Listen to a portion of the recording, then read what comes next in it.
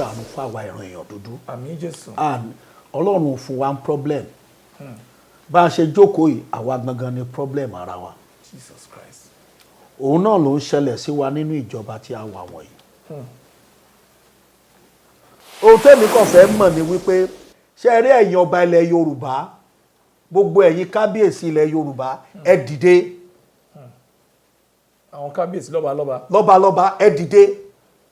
Ẹ má gbàbọ̀dè ìpàdé tẹ́ ẹ ṣe yẹn, ẹ ṣe ní ọ̀kọ̀ọ̀kan kẹ́ ẹ gba gbogbo ìran Yorùbá sílẹ̀. Àti ilẹ̀ wa. Bẹ́ẹ̀ ni, ẹ má jẹ́ kí àwọn force kan wá gbé Sunday Igboho torí orí òótọ́ ni wọ́n dúró lé lórí.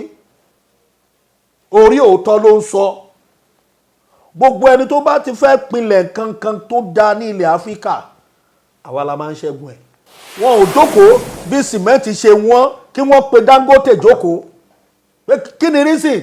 Àwa la ní sìmẹ́ǹtì. Àwa la ní raw materials. Àwa la ní raw materials. Bẹ́ẹ̀ sà. Kí ló dé? Kò dẹ̀ wọ́n tó bẹ́ẹ̀ ní Kútọ́nù.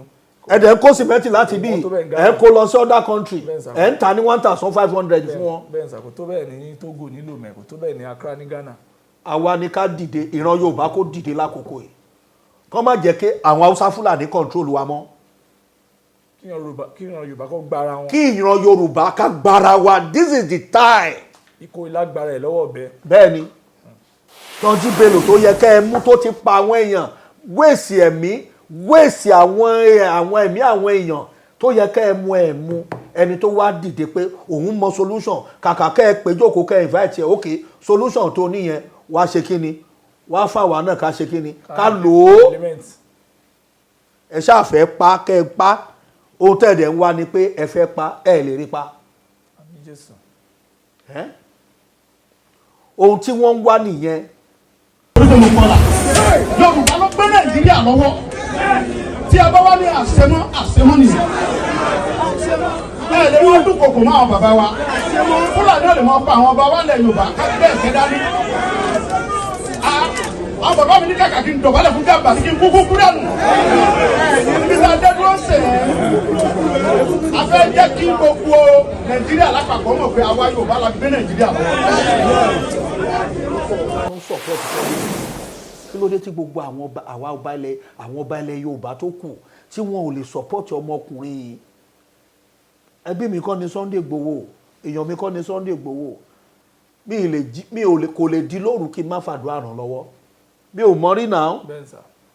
Ìwọ Gani Adam, má bínú ẹnì kankan, má dìtẹ̀ ẹnì kankan. Tó bá jẹ́ pé lóòótọ́ olójó lórí jagunjagun, dúró sáyè jagunjagun ẹ. Àwọn tó mọ̀ kó jálágbára nínú ìlú invite wọn kẹjọ ṣiṣẹ́ pọ̀. Ìṣe pé kẹ́kọ̀ọ́ máa sọ pé eléyìí tí ń gboníyìn mọ́ mi lọ́wọ́, tọ̀hún ń gboníyìn mọ́ mi lọ́wọ́. Kẹjọ ṣiṣẹ́ pọ̀. Ẹ máa dìtẹ̀, ẹ máa jẹra yín lẹ́sẹ̀, ẹ máa sọ̀sọkúsọ, ẹ máa sọ̀rọ̀ ìgbéraga lẹ́nu. Àwa ni ká dìde, ìran Yorùbá kó dìde lákòókò yìí. Kọ́ má jẹ́ kí àwọn Haúsá Fúlàní control wa mọ́. Kí ìran Yorùbá kó gbára wọn. Kí ìran Yorùbá ká gbára wa, this is the time. Ikó ìlágbára ẹ̀ lọ́wọ́ ọ̀bẹ. Bẹ́ẹ̀ ni, ọ̀pọ̀lọpọ̀ àwọn ọmọ wọn yẹn ló ní ọgbọ́n náà ní ìmọ̀ tọ́lọ́run fún ní technology, wọn ò jẹ́ kó ṣiṣẹ́, wọ́n sọ wọ́n di nuisance. Àwọn míì mú gbóǹsì, àwọn míì ṣe yahoo, àwọn míì oríṣiríṣi kan ló ń ṣe.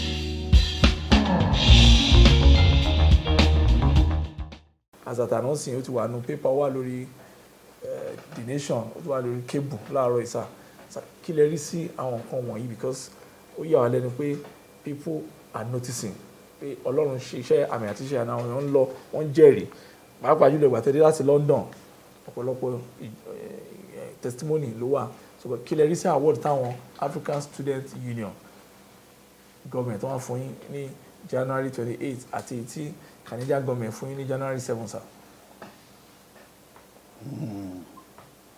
Mo fi ògo fún Ọlọ́run lọ́pọ̀lọpọ̀. Hallelujah sir.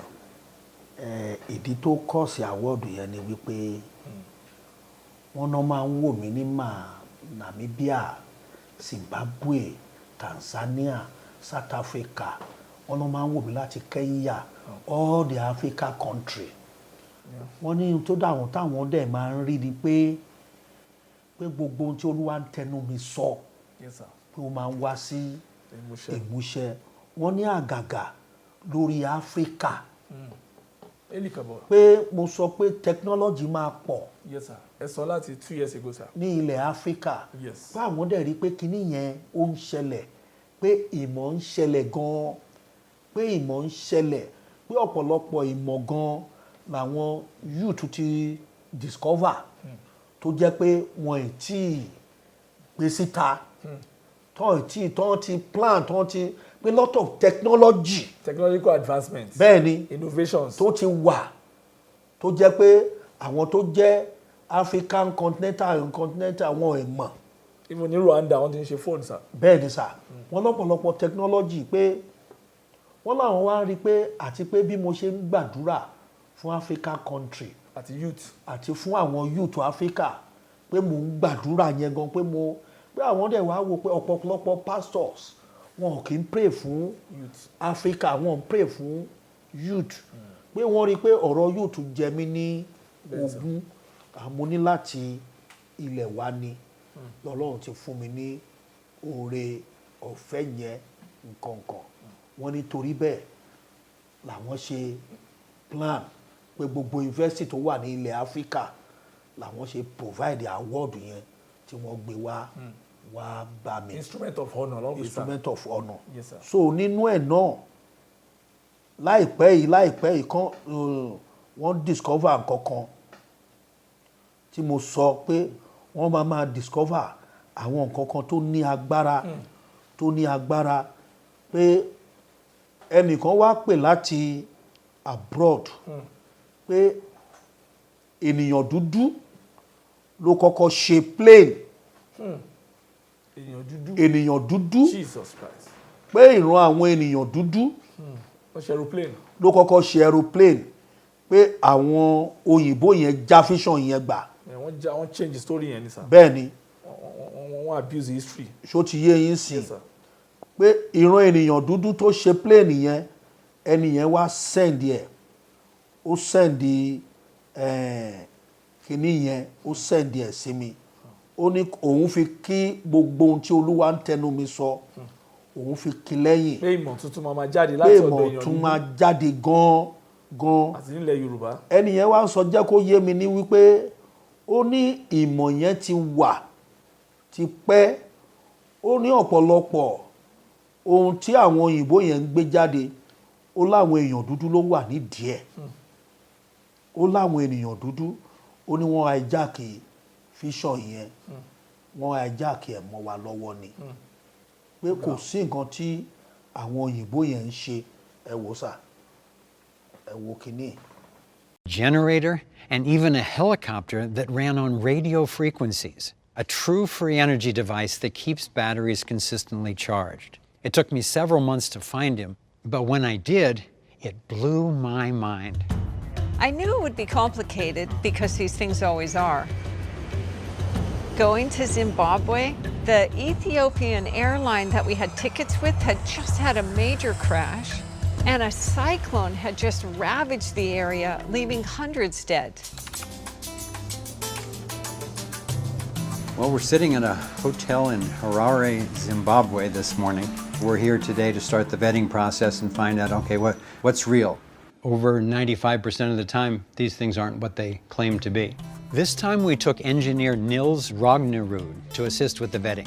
When Nils and I arrived and met Maxwell, I was very impressed with just what a gentle, true-seeming soul he was. And then the next morning, we went to see the device, and he gave us a full tour. I was practically ecstatic. It was such a beautiful, elegant device.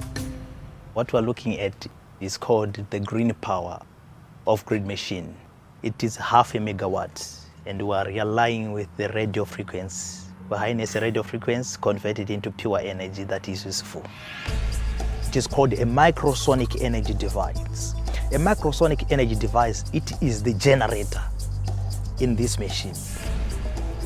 For people who are not familiar with this, 0.5 megawatt, how much will that power in terms of a house or a community or what? We're talking of about 300 standard house homes, yeah. Okay. That you can power with one machine. So there's no oil burning, there's no fires going on or anything, so where's the energy coming from? We're harnessing it straight away from the natural energy that God has just put in the earth, on our earth. Yeah, the radio frequency. So nothing unusual, but the main point is that a meter away there's no frequencies being transmitted from a microwave tower next to the park we're standing in. It's a poignant day for us here, and amidst the excitement of seeing this for the first time, a couple of strangers showed up on the site where we were being shown these devices, and Maxwell, the inventor, took us aside as soon as he could and said, "These guys are from the government," and I didn't know they were coming. Unfortunately, we're truly concerned about this gentleman, and we're just going to take every precaution that we can to keep ourselves safe, to keep him safe, and to keep this knowledge safe. The microphone we had on Maxwell picked up the conversation that he had with one of the officials. So we quickly got the tape translated and found out that the government official was promising Maxwell a power purchase agreement where the government would pay him for generating energy for the country. It was good corroboration that they believed he had what he claimed. Although Maxwell didn't trust him because the government had already put him in prison in an effort to steal his technology. The site where we were being shown. This is Maxwell Chimbusto from Zimbabwe. Ololong gbógun tì lọ́wọ́lọ́wọ́ sà. Ó ń ṣe mọ́tò tí ò ní ìdásí lo epo. The microphone we had on Maxwell picked up the conversation that he had with one of the officials. So we quickly got the tape translated and found out that the government official was promising Maxwell a power purchase agreement where the government would pay him for generating energy for the country. Although Maxwell didn't trust him because the government had already put him in prison in an effort to steal his technology. Wọ́n ní gọ́ọ̀mẹ̀ntì lọ́wọ́ fẹ́ wọ́n gbógun tì wọ́n fi sẹ́wọ̀n torí technology tó ní yẹn wọ́n fẹ́ jagbà lọ́wọ́ ẹ̀ ní gọ́ọ̀mẹ̀ntì àwọn èèyàn tiẹ̀. So kí ló dé bá àwọn èèyàn dúdú àwọn òyìnbó fẹ́ mú kúrò bẹ̀tẹ̀ àwọn tìlú ẹ̀ náà tún gbógun tì wọ́n fẹ́ jí àìdíà yẹn lọ́wọ́ ẹ̀. For the first time, a couple of strangers showed up on the site where we were being shown these devices, and Maxwell, the inventor, took us aside as soon as he could and said, "These guys are from the government," and I didn't know they were coming. The microphone we had on Maxwell picked up the conversation. Wọ́n ní ìgbà tó ń interview ẹ̀ nǹkan tó ń sọ bí ìkan náà wọn government official yẹn wọ́n fẹ́ ní kó ta ọgbọ́n yẹn fún wọn. Ti plane yẹn rè. With aeroplane, this black man invented the airplane before the Wright brothers. So why don't we know about him? Èèyàn dúdú lọ́kọ̀ ṣe, this black man. Why don't we know about Charles Page airplane airship invention? The way the family tells this story, the idea started with a dragonfly. Did this black man named Charles Page, who was born enslaved, invent and patent the first airplane before the Wright brothers? Well, if he did, then what happened to it? You ain't gonna believe this, y'all.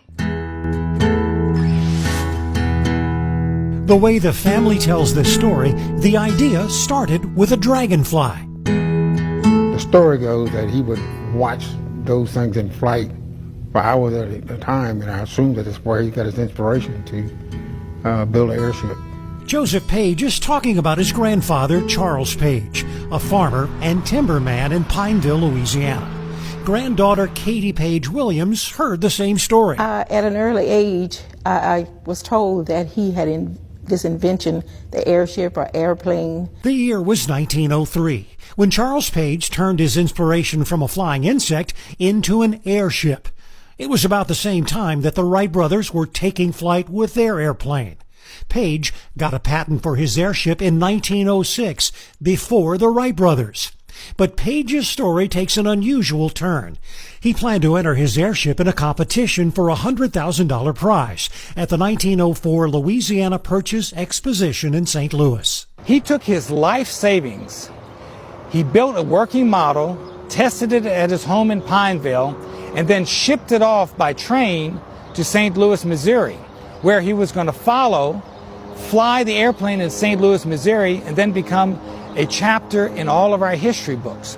But the aircraft never arrived at the World's Fair. His plane was destroyed or stolen, possibly due to the fact he was an African American. I think that because he was a black man who had the audacity to try something that had never been done before is probably one of the reasons why the model disappeared and the history was never corrected to show that. Writer and amateur historian Michael Wynn is trying to rewrite a missing part of aviation history. He's collected newspaper stories, drawings of the airship, and Page's 1906 patent. Charles Frederick Page's airplane was somewhat primitive compared to the Wright brothers. It did have its own engine for horizontal movement, but it actually relied mainly on balloons and was called an airship. There is no record of Charles Page ever building another airship, but there is a renewed effort in the city of Pineville to publicly recognize his achievements. There are things that you didn't talk about back in that day, back at that time, unfortunately. So fast forward to where we are today. You're anxious to give some recognition to Mr. Page. Why is that? The issue is making people understand, that this individual, Mr. Page, actually did something that he was never recognized for, and this community was not recognized for because of him.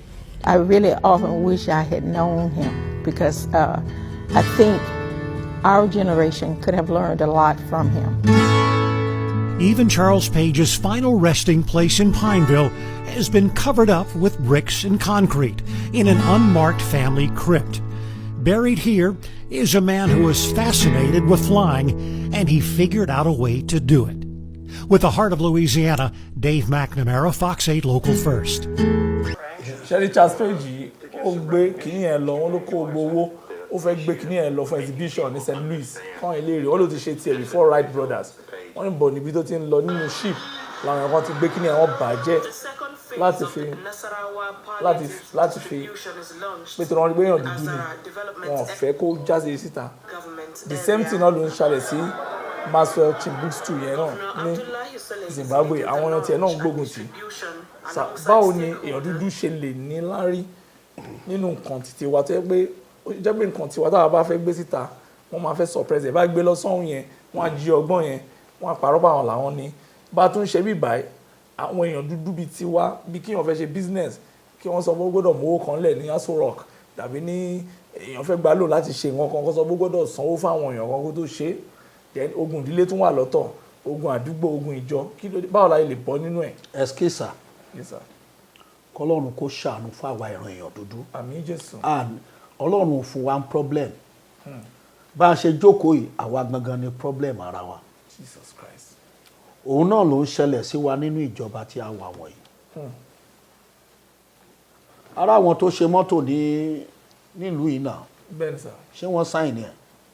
wọ́n sáìn ẹ̀ yàtọ̀ sí Innocent nílùú Igbo. Innocent gan tó ṣe mọ́tò. Innocent.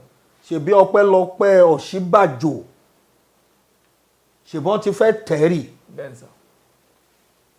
ẹ wo gbogbo ọgbọ́n tá a gbé kalẹ̀ ní gbogbo ọgbọ́n tí ìran Yorùbá Odùduwà investment.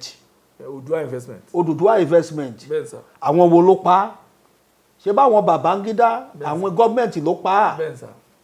ókè ń sìn ẹ wo ohun tó ń ṣẹlẹ̀ ní orílẹ̀-èdè yìí lọ́wọ́lọ́wọ́ Boko Haram àwọn wo ló wà ń díẹ̀ àwọn gọ́ọ̀mẹ̀ntì ni. àwọn èèyàn burúkú nínú gọ́ọ̀mẹ̀ntì. àwọn èèyàn burúkú nínú gọ́ọ̀mẹ̀ntì ni. X-Men tá à ń sọ yìí ṣé báwọn èèyàn burúkú náà nínú gọ́ọ̀mẹ̀ntì ni. mina. ẹ wò ó sìn Sunday Igboho wá dìde pé òun fẹ́ defend ilẹ̀ bàbá òun. pé kọ́ máa gbé ìgbèkúgbè wá síbẹ̀. kọ́ máa gbé ìgbèkúgbè wá síbí mọ́. pé àwọn ò lè ṣoko, àwọn Fúlàní adé wọ́n á fi màálù wọn jẹ oko, wọ́n á pa àwọn èèyàn wọn, wọ́n á bá àwọn obìnrin sùn, wọ́n pa àwọn ọba, àwọn security Nàìjíríà wọn ò rí kan ṣe sí. ká dúpẹ́ lọ́wọ́ Ọlọ́run, ṣe báwọn gọ́ọ̀mẹ̀ntì ìjọba tó kúrò yìí ṣé ó fẹ́ kí wọ́n dá àwọn àmọ̀tẹ́kùn lẹ̀ ni? Kò fẹ́ jẹ́ kí wọ́n dá àmọ̀tẹ́kùn lẹ̀. Ẹ wo gbà tí Akérédolú wà ní gọ́ọ̀mẹ̀ntì l'Ondo state kó tó di pé ó kú, ẹ rí bó ṣe mú àwọn Fúlàní yẹn káàkiri, táwọn àmọ̀tẹ́kùn mú wọn káàkiri. Èwo ọjọ́ Sàǹfàrà tí wọ́n ń sọ yìí, ẹnìkan ń da gbogbo nọ́ọ̀tì yẹn rú, Tọ́jí Bello wọn ò rí mú dì sí i. ṣe báwọn gọ́ọ̀mẹ̀ntì náà ló ń front ẹni tí ò ṣẹ̀yìn tí ò ròyìn tó lóun fẹ́ gba àwọn èèyàn múlẹ̀ tẹ́ ẹ̀ bá lè security àwọn kan wá kóra wọn jọ ní north wọ́n ní kán máa gbẹnu àwọn sọ̀rọ̀ pé wọn ò gbọ́dọ̀ gbà, wọ́n ń ta ẹ̀jẹ̀ sílẹ̀, wọ́n ń pa àwọn èèyàn. Ohun tẹ́mi kàn fẹ́ mọ̀ ni wípé ṣé rí ẹ̀yin ọba ilẹ̀ Yorùbá, gbogbo ẹ̀yin kábíyèsí ilẹ̀ Yorùbá, ẹ dìde. Àwọn kábíyèsí lọ́balọ́ba. Lọ́balọ́ba ẹ dìde. Ẹ má gbàbọ̀dè ìpàdé tẹ́ ẹ ṣe yẹn, ẹ ṣe ní ọ̀kọ̀ọ̀kan kẹ́ ẹ gba gbogbo ìran Yorùbá sílẹ̀. Àti ilẹ̀ wa. Bẹ́ẹ̀ ni. Ẹ má jẹ́ kí àwọn force kan wá gbé Sunday Igboho torí orí òótọ́ ni wọ́n dúró lé lórí.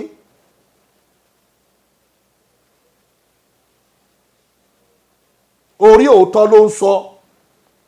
Gbogbo ẹni tó bá ti fẹ́ pinlẹ̀ kankan tó dá ní ilẹ̀ Áfíríkà, àwa la máa ń ṣẹ́gun ẹ̀. Maxwell Chimbustu ní Zimbabwe ṣe àwọn èèyàn ìjọba contemplate sí wọ́n ní àwọn ìjọba yẹn fi sẹ́wọ̀n torí wọ́n fẹ́ jí àìdí àyẹn lọ́wọ́ ẹ̀, wọ́n fẹ́ kán pè mọ́ orúkọ ẹ̀.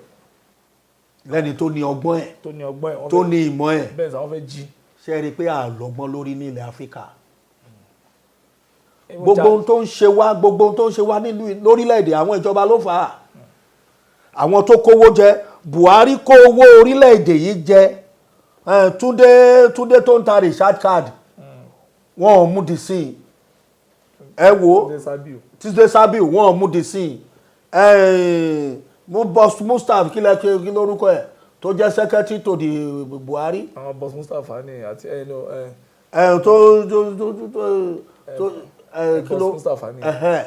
tó yẹ kán bọ́n ṣe kówó jẹ tó wọn ò mú.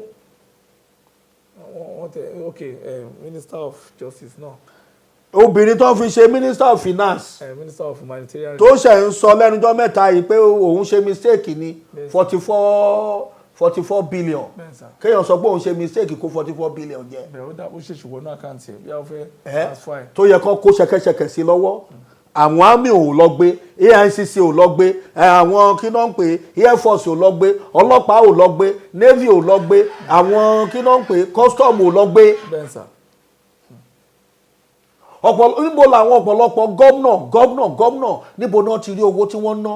Kò yéèyàn sà.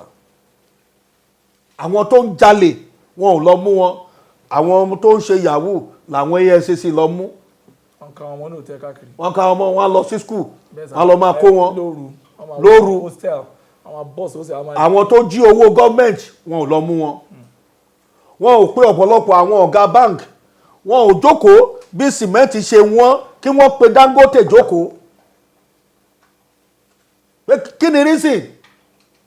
Àwa la ní sìmẹ́ǹtì. Àwa la ní raw materials. Àwa la ní raw materials. Bẹ́ẹ̀ sà. Kí ló dé? Kò dẹ̀ wọ́n tó bẹ́ẹ̀ ní Kútọ́nù.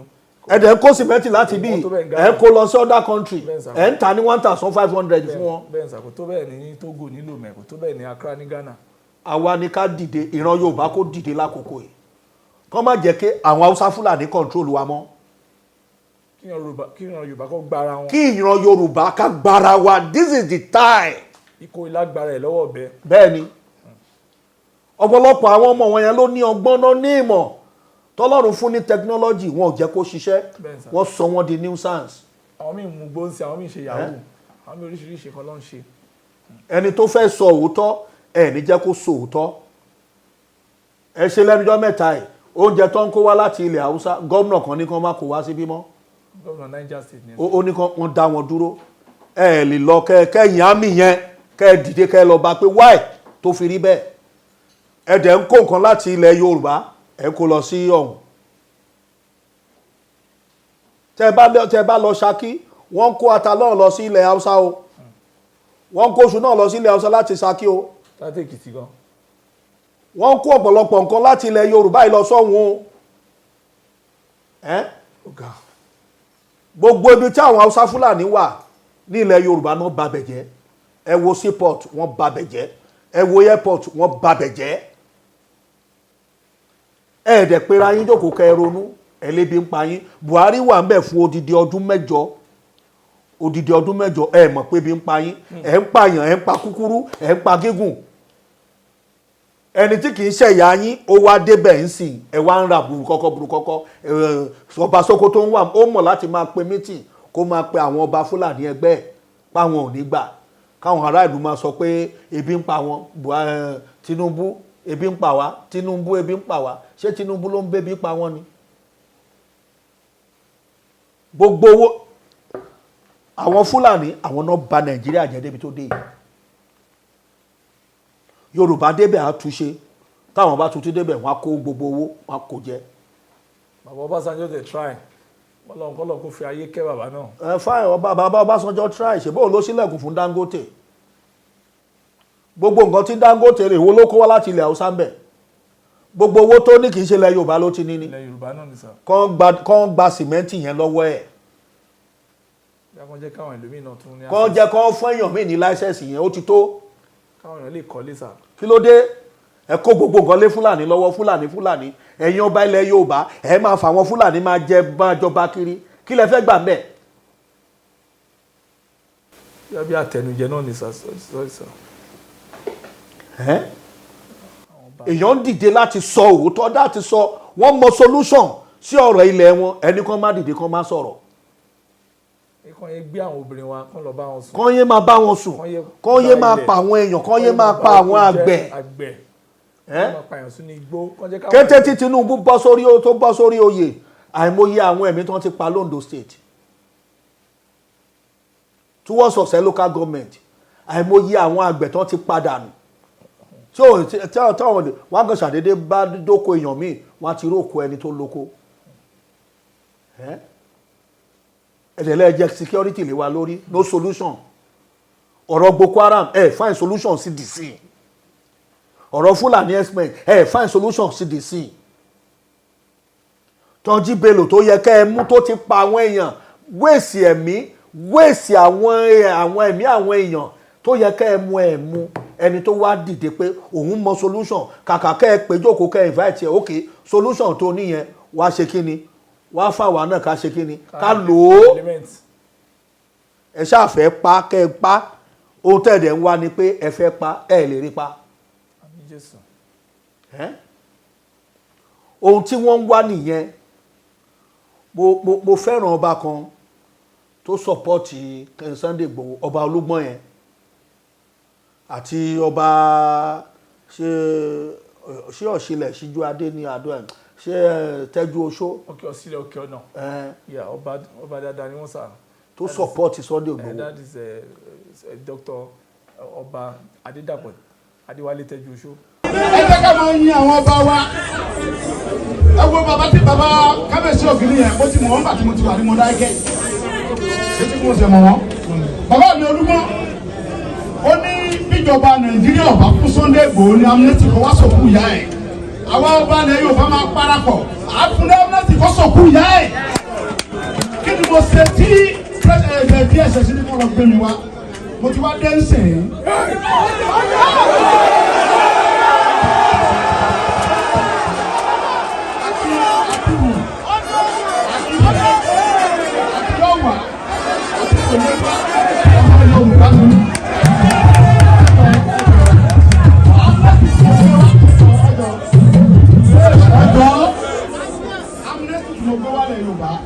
Gbogbo amnesty àṣẹ Ọlọ́run ló fi bí amnesty mi wá Ọlọ́run bá ló fún mi ní amnesty mi torí kó dá ẹ̀mí mi sí èmi nìyẹn amnesty tí mo wá gbé wá mi ò gbé lọ Kaduna mi ò gbé lọ Kano mi ò gbó kọjá ilẹ̀ Yorùbá nítorí tó mo kọ́là Yorùbá ló gbé Nàìjíríà lọ́wọ́ tí a bá wá ní àṣemọ́ nìyẹn ẹ lè wọ́n dúnkokò mọ́ àwọn bàbá wa Fúlàní ò lè mọ́ pa àwọn bàbá wa lẹ̀ Yorùbá kábíyè kẹ́dá ní àwọn bàbá mi ní kàkà kí n dọ̀bálẹ̀ fún gàmbà kí n kúkú kú dànù nígbà dẹ́dúró ṣe a fẹ́ jẹ́ kí gbogbo Nàìjíríà lápapọ̀ mọ̀ pé àwa Yorùbá la gbé Nàìjíríà lọ. Bàbá wa tí British bá so wá pọ̀ bàbá wa ní ìgbéyàwó tẹ́ ṣe fún wa àṣemọ́ kí ló ṣẹlẹ̀ gbogbo ẹ̀yin president ẹ̀ wà mí mo kí ohun tí n bá sọ lẹ́nu mi ní kẹ́ máa kọ sínú ìwé ohun tí mi bá sọ ẹni mọ̀ sọ pé mo sọ èmi ò support ẹni kankan mi ò dẹ̀ gbìjà anybody ohun tí mo ń sọ fún yín ni pé àwọn ọmọ Nàìjíríà ni abẹ́ ọmọ Yorùbá la gbé Nàìjíríà lọ́wọ́ tàbá dẹ̀ sọ pé àṣemọ́ nìyẹn torí pé ọmọ Yorùbá kọ́ ló ń gbọ́ lọ ọ̀gẹ́ni kí ló ti mọ búbú àdìrẹ tí mo bú bàbá Tinubu wá ètí mo fẹ́ bú sóò lórí gbọ́dọ̀ pa mí mọ́lé sóò ló ṣèjọba ńgbà tó wà táàkì ṣé ẹnu ìgbà tó ti dé ìkọ́ni kí mọ̀ọ́sẹ̀ Yorùbá nìsan láàrin bí oṣù méje tó ti gbàjọba Nàìjíríà sóni mọ̀ọ́sẹ̀ Yorùbá nìsan wọ́n ti ṣe Yorùbá nìsan kó tó dé adé ń kọ́ntínú.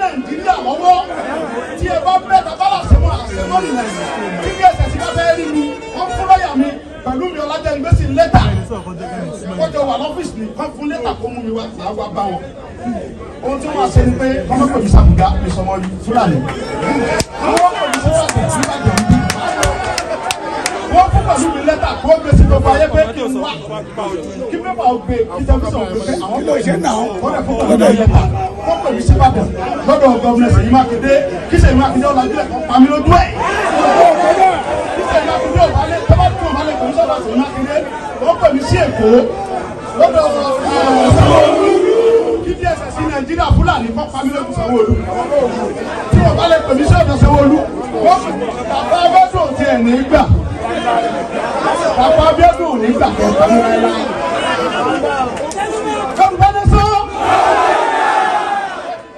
àwọn ọba kan dìde tó ń sọ lókè Ògùn wọn tó ń sọpọ́ọ̀tì Sunday Igboho kí ló dé tí gbogbo àwọn ọba ilẹ̀ Yorùbá tó kù tí wọn ò lè sọpọ́ọ̀tì ọmọkùnrin yìí ẹbí mi kọ́ ni Sunday Igboho èèyàn mi kọ́ ni Sunday Igboho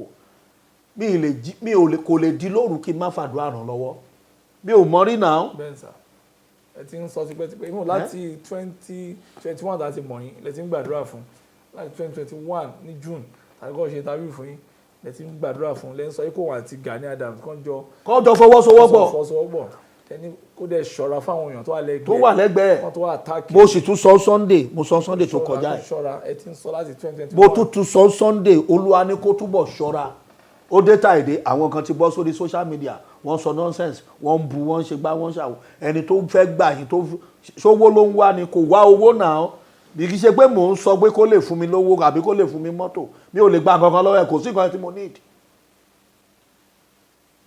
gbogbo àwọn bàbá nínú Olúwa tọ́lọ́run ti ràn lọ́wọ́ tán lówó lọ́wọ́ tó yẹ kán péjókòó kán òkè kí la lè ṣe tí wọ́n ní máa fi gbé àwọn èèyàn ó yá àwọn bàbá Oyèdépò yẹn gbogbo wọn kán kóra wọn jọ kán náwó sámàtẹ́kùn kán náwó fáwọn OPC kán náwó fáwọn Ẹ̀gbẹ́kọ̀yà ó yá dìde fún ilẹ̀ Yorùbá.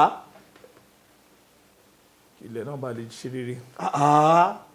kí ló dé ọ̀tẹ̀ wàhálà ọ̀tẹ̀ bí babaláwo kan ni bí kan náà àwọn bá Ẹ̀gbẹ́kọ̀yà ní bó OPC ni lóde ló ń ṣépè fún Sunday Igboho ló ń bu ló ń yẹ̀yẹ́ tó tún pe president ṣàkíyèsí pé ẹ má gbà láàyè o ṣé ènìyàn nìyẹn ni àkókò ń ṣe olóríṣà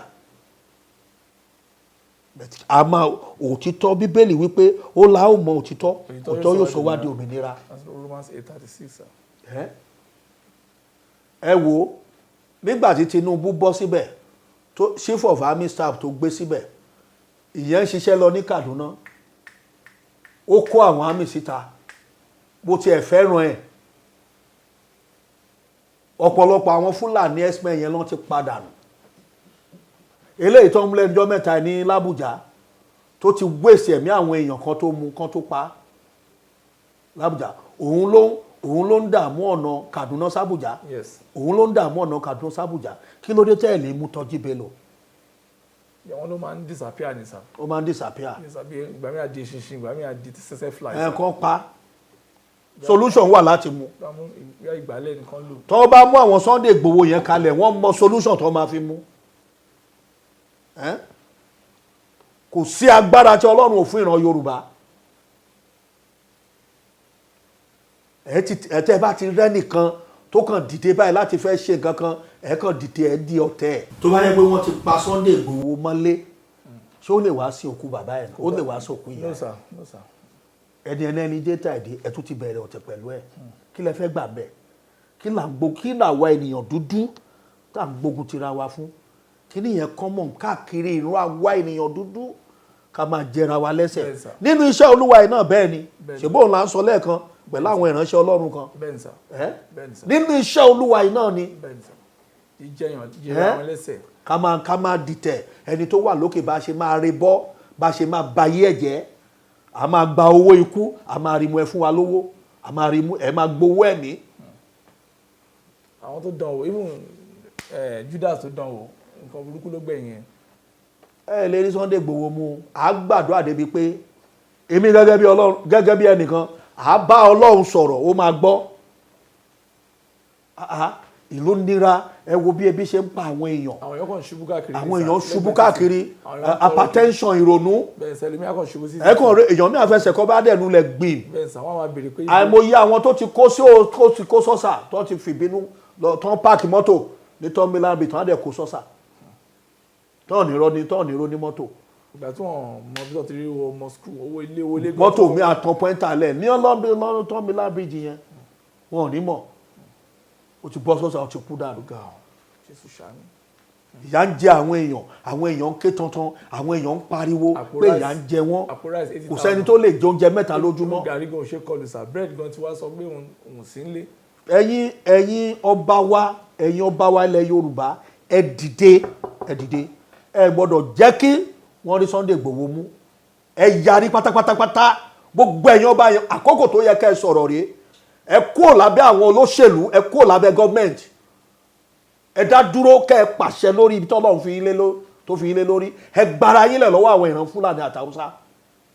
wọ́n tẹ̀lé wọ́n ń gbé ọba wọ́n pa ọba ń palace ní Ìlọrin wọ́n pa kan ní Èkìtì wọ́n pa bíi mẹ́ta káàkiri. ṣe báwọn àmọ̀tẹ́kùn yẹn ló bọ́ sínú igbó àwọn àmọ̀tẹ́kùn pẹ̀lú àwọn àwọn vigilante náà bọ́ sínú igbó táwọn àmọ̀tẹ́kùn bá mú àwọn èèyàn burúkú wọ̀nyẹn àwọn ọlọ́pàá gbọ́ wọn á gborí yẹn àwọn tó yẹ kẹ́ ẹ mọ̀ pé àwọn pípù yìí wọ́n ní solution lọ́wọ́ ó yá àìdí àtẹ níyẹn ẹ mú wá. kí peace lè wà stability kó oúnjẹ dẹ̀ tún lè wà káwọn èèyàn lè lóko kọ́ lè gbìn nǹkan. kọ́ má kó oúnjẹ wá láti ilẹ̀ Haúsá Yorùbá máa live for sure nìyẹn lóhun tí Ọlọ́run sọ fún mi kí wọ́n má kó oúnjẹ wá láti ilẹ̀ Haúsá kọ́ má kó màálù wá Yorùbá máa live kọ́ máa wá wo àwọn tí ìyàwó jẹ láàrin Yorùbá àtàwùsá àti Fúlàní gbogbo nǹkan tó fi ń live ní ìlú wọn ibi kan náà ti ń kó ni Sanfara ló wà ń bẹ̀ yẹn àlùmọ́nì wọ́n kàn ń wá wọ́n ń wèsì ẹ̀ Sanfara wọ́n rí òmíràn wọ́n rí gold wọ́n rí diamond wọ́n kàn ń wèsì ẹ̀ wọ́n ń wèsì ẹ̀ ṣèbáwọn alágbára wọn náà ló wà ń di ẹ̀ kí ni gọ́ọ̀mẹ̀ntì rí ṣe sí ẹ má tanra wa jẹ ẹ má sọ pé ẹni tó fẹ́ ṣe nǹkan kan kó da àyàfi tẹ́ ẹ bá borí ẹ̀ àyàfi tẹ́ ẹ bá gbógun tì í àyàfi tẹ́ ẹ bá pa tẹ́ ẹ pa ìgbà yẹn gan lọ́kàn nínú yín máa ń dùn pàpà síbẹ̀ náà ẹ ní solution lọ́wọ́ níbo ni àwọn Fúlàní ti rí AK-47 federal government ẹ̀yìn army níbo làwọn Fúlàní tí wọ́n ti rí AK-47 ẹ ṣiṣẹ́ lé lórí ẹ̀yin fọ́ọ̀sì Nàìjíríà ẹ lọ wádìí wọn ẹ lọ wádìí àwọn àgbààgbà wọn àwọn ọba wọn ibi tó ti rí AK-47 ibi tó ti rí àwọn weapon àwọn powerful weapon tẹ́yìn gan tẹ́ jẹ́ gọ́ọ̀mẹ̀ntì tẹ́ ẹ̀ ní. Fúlàní á máa dẹran lọ, wọ́n á gbàdá dání, wọ́n á gbàdá kọ́pá. Bí Yorùbá bá gbàdá dání kó máa rìn títì, wọ́n á arrest ẹ̀. Kí ló dé tí ó ti bẹ̀ kúrò?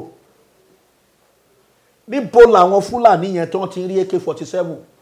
Ẹ̀yin fọ́ọ̀sì Nàìjíríà ẹ lọ ṣiṣẹ́ lé lórí. Ẹ fi Sunday Igboho sílẹ̀. Ẹ má ní lára. Èyí tó yẹ kẹ́ ẹ invite ẹ̀, kẹ́ ẹ pè é jókòó. Ok, ìmọ̀ tó ní yìí o, idea tó ní afẹ́kẹ́ fún wa. Àwọn tó yọ wá lẹ́nu rèé o. Ní country, ó yá, ẹ dìde, ká jọ ṣiṣẹ́ pọ̀.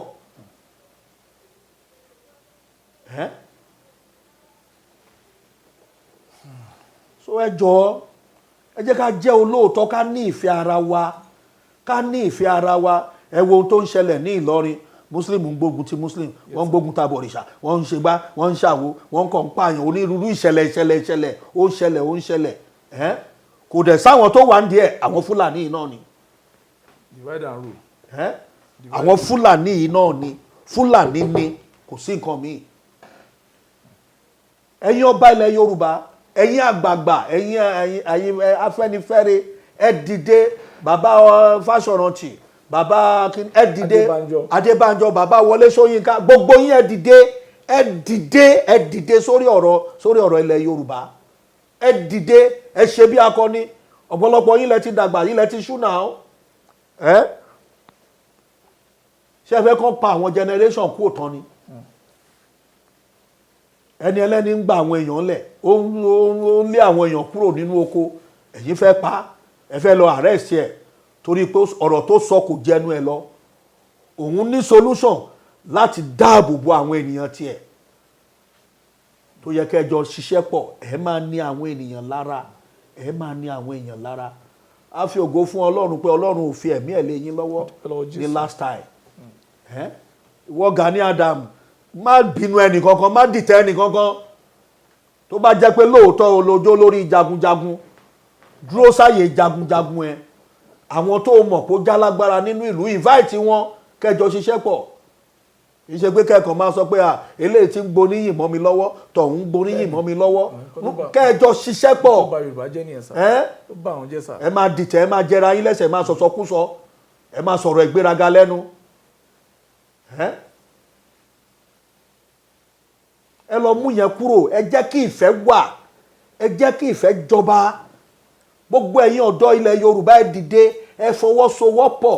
Ẹ má jẹ́ ká dàbí àwọn bàbá wa wọ̀nyí.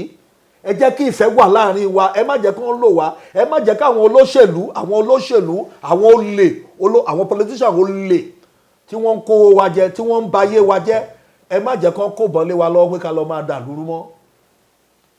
Gbogbo ẹ̀yin agbèrò, ẹ̀yin tẹ́ ẹ jẹ́ agbèrò, tẹ́ ẹ ń bara yín jẹ́, ẹ stop ẹ̀. Ẹ stop ẹ̀. Ẹ ṣiṣẹ́ rere sínú ìlú, ẹ nífẹ̀ẹ́ ara yín, ẹ ní ìfẹ́. Ẹ má jẹ́ kí gọ́ọ̀mẹ̀ntì máa rán wa ká máa tàjà ara wa sílẹ̀, káwọn olóṣèlú máa rán wa ká máa tẹ̀jà ara wa sílẹ̀ torí pé a fẹ́ joyè, a fẹ́ jẹ gómìnà, a fẹ́ jẹ mínísítà, a fẹ́ jẹ sínétọ̀. Ẹni tó wà ń bẹ̀ yóò ti kúrò, àwọn kan ti ń plan pé àwọn làwọn máa jẹ president, àwọn làwọn máa jẹ sínétọ̀, àwọn làwọn máa jẹ gómìnà. That means pé ẹ wá làáfíà fún ìlú. Ẹ wá làáfíà. Tó bá dọjọ́ Sunday ẹ kó ságbádá, ẹ máa lọ ṣọ́ọ̀ṣì. Ìtakò sáṣọ funfun nínú yín ta tó góòlù. Àwọn ìyàwó gómìnà, àwọn ìyàwó sínétọ̀, wọ́n bọ́ ságbá, wọ́n rorò, wọ́n máa jójó ẹlẹ́yà ṣọ́ọ̀ṣì. Lẹ́yìn tó jẹ́ pé ìbàjẹ́ lẹ̀ wá fún àwọn ènìyàn tẹ́jọba lé lórí. Ẹ dẹ̀ lè dá gbé ayé, ẹ lè dá gbé. Ebi oníkà má wàá gbé mi o torí pé mo bá yín sọ òtítọ́.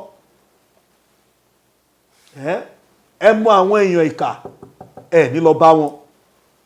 Ẹ mú àwọn tó ń ṣe búburú, ẹ ní lọ bá wọn. Ṣèbí inú àwọn tó jẹ́ ìkà wà nínú àwọn gọ́ọ̀mẹ̀ntì yẹn tẹ́ ẹ mọ̀. Kí lẹ ṣe sí? Àlàáfíà ni o. Àlàáfíà sà. Àti ká dúpẹ́ ní ọwọ́ yín fún oore ọ̀fẹ́ ńlá tí ẹ fún wa láti bá yín sọ̀rọ̀. Olúwa ló ṣe. Fún àwọn èèyàn dúdú ní àǹfààní ìtọ́ni tó wá látọwọ́ ẹ̀mí, ìdarí sí ẹ̀mí mímọ́ àtẹ̀dúgbẹ́ torí pé orí ọ̀fẹ́ náà ẹ tún fi fún àwọn bàbá àwọn kábíyèsí nílẹ̀ Yorùbá bí kán jí pìrì nínú oorun kán yé sorun àsùnpárá bí kí wọ́n wo ojú ọjọ́ kán wo ojú ìgbà kí wọ́n gbá tẹ̀lé ẹni tí Ọlọ́run gbé dìde tó jẹ́ bí akíkanni ìyẹn Chief Sunday Igboho májàsọ̀lá babadami àti oríṣiríṣi nǹkan tó Ọlọ́run tún ti ní kẹ́ ṣe pàápàá jùlọ ní ìdílé onígbàgbọ́ ṣùgbọ́n lákòótọ́ sàdáàdì ẹjọ́ ẹ bá sọ fún ìdílé onígbàgbọ́ kí ni kán ṣe lọ́dún yìí because ọ̀tẹ̀ ti pọ̀jù ní church báyìí wàhálà ìkan náà yàtọ̀ sí ti redeem nǹkan ló ṣẹlẹ̀ sí fẹ́ẹ̀ tó yẹ pé ọmọ pa ó pa olùṣọ́ àgùntàn ó gun ó tún dáná sun ìyẹn àwọn ọlọ́pàá ń yanjú ẹ ní Ilé Ifẹ̀ ìjọ ń ṣe wọn dàbí competition kò sí ìfẹ́ nínú ìjọ ẹlòmíà máa wo mọ́tò tẹ́lómi gbé wá pé ti ra mọ́tò tó le ẹlòmíà máa wo aṣọ tẹ́lómi wọ̀ wá ẹlòmíà máa wo sùtánà bí awúdábò ìdúró sùtánà tuntun oríṣiríṣi nǹkan ló ń ṣẹlẹ̀ báwo la ṣe lè ṣe ìgbàgbọ́ torí títí ìjọ yín yàtọ̀ ìgbà tí àwọn èèyàn kan wá láìpẹ́ yìí olówó kan wá sínú ìjọ yín láìpẹ́ olówó òrírú ìjọ tí ayọ̀ yẹn kún tó yẹ pé ìdùnnú pọ̀ táwọn èèyàn jó tó ń fi ọ̀yàyà àti ìdùnnú àti ìrẹ̀lẹ̀ bára wọn lò ṣùgbọ́n tó bá mọ àwọn ìjọ tó kù ìgbéga ẹlòmíì ìdí tó fi lọ sí church ìjọ Sunday ni pé ó fẹ́ lọ yọ aṣọ tuntun tó ẹ̀ṣẹ̀ rà ó fẹ́ lọ fi ṣú ẹ̀ ni wọ́n máa gbà lẹ́nìí ẹlòmíì bàtà tó ẹ̀ṣẹ̀ ẹlòmíì mọ́tò tó ẹ̀ṣẹ̀ rà tó lọ fi ṣú afẹ́ gbé mọ́tò yẹn lọ ṣá kí lẹ lè sọ fún àwọn ọmọ ìdílé onígbàgbọ́ sá. ẹ rí gbogbo bàbá wa Kojo Williams Prophet Kojo Williams ó sọ kankan fún mi lọ́jọ́ kan ó ní ṣọ́ọ̀ṣì kan tá a ti ń sọ̀rọ̀ ẹ̀ látẹ̀kan ó ní ìkànnú àwọn bàbá wa nínú ìjọ yẹn ó ní mọ́tò ẹ̀ ó ní kò dáa rárá ó ló wá gbé wọnú kọ́ńpáàdì ṣọ́ọ̀ṣì yẹn ó ní wọ́n wá sọ fún un pé kì í ṣerú mọ́tò yìí ló yẹ kó wọnú kọ́ńpáàdì ṣọ́ọ̀ṣì yẹn pé ọ̀hún aláòkèrú mọ́tò báyìí kó wọnú kọ́ńpáàdì ṣọ́ọ̀ṣì yẹn ọjọ́ tó ń sọ̀rọ̀ yẹn bó bá kú sẹ́rìn kì í ṣiṣẹ́ tó lọ́ọ̀ gbélé wa lọ́wọ́ nìyẹn.